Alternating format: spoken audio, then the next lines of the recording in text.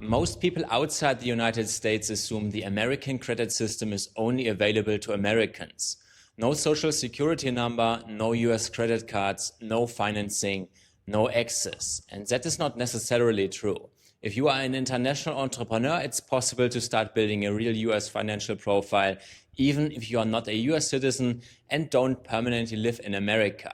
And this is where the US financial system gets a lot more interesting than just opening a US LLC or getting a Mercury account. Before we get into it, quick intro if you are new here. I spent several years at KPMG as a tax consultant and auditor, and today we help entrepreneurs legally reduce taxes, set up international companies, open bank accounts around the world, relocate abroad, and build a proper plan B. And one area we are helping clients with more and more is getting into the US financial system. Because once your basic US company and banking infrastructure is in place, credit is often the logical next step. So why would someone living in Dubai, Thailand, Europe, Panama, or anywhere else even care about building credit in America? There are a few real reasons. Start with access to financial products. The United States has probably the most developed credit card ecosystem in the world. Premium travel cards, business cards, strong reward programs, large sign-up bonus, airline and hotel transfer partners, and eventually access to financing products that may simply not exist in your home country. If you run a business and spend significant money on advertising, software, travel, suppliers, or normal operating expenses, that starts to matter a lot. Instead of spending hundreds of thousands of dollars a year through a basic debit card and getting nothing back, you may eventually route eligible business spending through US credit products and generate real rewards from it.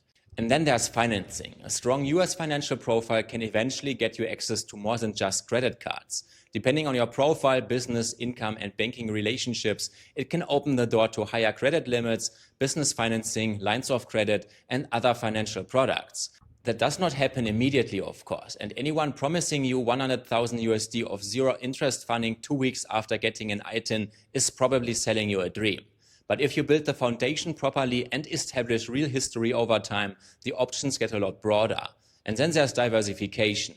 We talked about this in the previous banking video. I don't like having an international business depend on one bank, one country, or one financial system. Maybe your company is registered in the US, your tax residence is in Dubai or Panama, you have got US banking and international banking, and now you are also building access to the US credit system. And that's another layer of financial optionality. The first thing you need to understand is that an ITIN is usually one of the most important pieces. ITIN stands for Individual Taxpayer Identification Number, issued by the IRS to people who need a US taxpayer identification number but aren't eligible for a social security number. And this part matters. An ITIN is not an SSN. It doesn't make you American, it doesn't give you immigration status, and it doesn't give you permission to work in the United States. Simply having one also doesn't automatically mean you owe US income tax. But for certain financial institutions, an ITIN can be used as the identifying number when you apply for financial products. American Express, for example, explicitly lists an ITIN as one of the identification numbers accepted in its US global card relationship process. So the ITIN can be an important bridge into the US financial system. But getting the ITIN isn't the finish line, it's the beginning. And this is one of the biggest mistakes people make. They wait months for the ITIN, finally get the letter, and immediately start applying for premium credit cards. And then they get rejected, of course. And the reason is simple. The bank isn't just looking for a number. They are looking at your whole financial profile. Do you have a US banking relationship? Any credit history? Does your information actually match up across institutions? Is your application consistent? Do you have a legitimate address the bank accepts? And have you shown you can actually manage credit responsibly? Think about it from the bank's perspective. An American who's lived in the US for 10 years probably already has years of bank accounts, loans, cards, addresses, and payment history behind them. A non-resident starting from zero has none of that. So you need to build it. And this is why I see US credit building as a process, not an application. It starts with identification, and that's where the ITIN comes in. Then comes banking. Ideally, you start building relationships with US financial institutions. If you already have a US LLC, you might have business banking through Mercury or somewhere similar.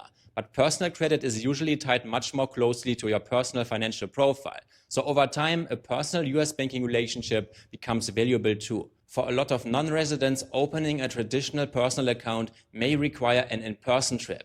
and it depends heavily on the bank, your immigration status, your documentation, and your address situation. And that's why we always look at the actual profile instead of pretending one bank works for everyone. But where a legitimate relationship can be established, that banking history builds a much stronger foundation. Then comes your first credit product, and it doesn't need to be exciting. And this is another mistake people make.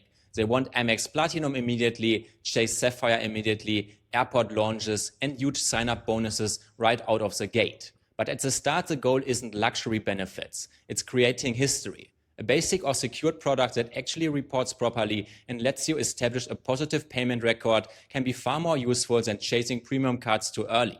Once a profile exists, you use it responsibly. Make normal purchases, pay on time, ideally pay the statement balance in full instead of carrying expensive revolving debt, and keep your utilization sensible.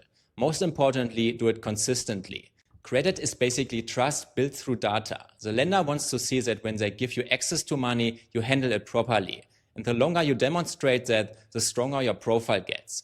And this is also where a lot of international entrepreneurs get business credit wrong. They think I have a US LLC, so I will just build business credit and skip personal credit entirely.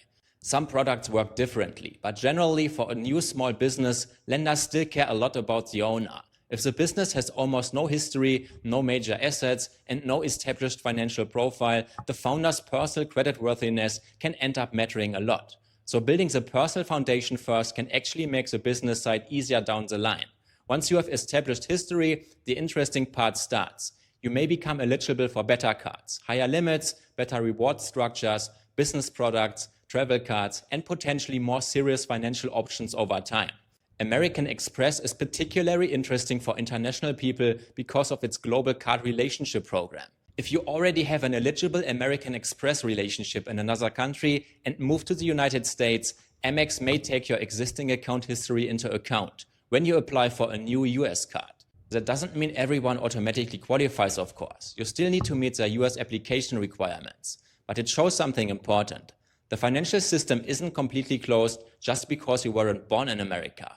There are legitimate ways in it. That's really the bigger point of this video. If you are an international entrepreneur, stop thinking about the US only as a place to register an LLC. Think about the full ecosystem. A US company, US dollar banking, ACH, Stripe, traditional banking relationships, an ITIN, personal credit, business credit, credit cards, and eventually a much deeper relationship with one of the world's largest financial systems. But it has to be built properly, and this is very important. You can't jump straight from I got my ITIN yesterday to applying for every premium credit card you see online. And you should never fake an address, fake a lease, fake your income, or pretend to live somewhere you don't just to get approved. That might get an application through temporarily, but it builds a fragile profile that falls apart the first time a bank actually asks for verification. The goal is the opposite. Build something that gets stronger over time. That leads perfectly into the next video. Once you understand why US credit is valuable, the real question becomes what you actually need before you start. What address setup banks expect, what role the ITIN plays, which banking relationships to build, how to use your first card, and the mistakes that keep causing non-residents to get rejected over and over. And that's exactly what I am covering in the next video. If you want help building the entire US financial setup from the LLC and banking side to the ITIN and credit building foundation, there is a link in the description. I hope you enjoyed the video. Leave it a thumbs up, subscribe to our channel. See you in the next one. Bye.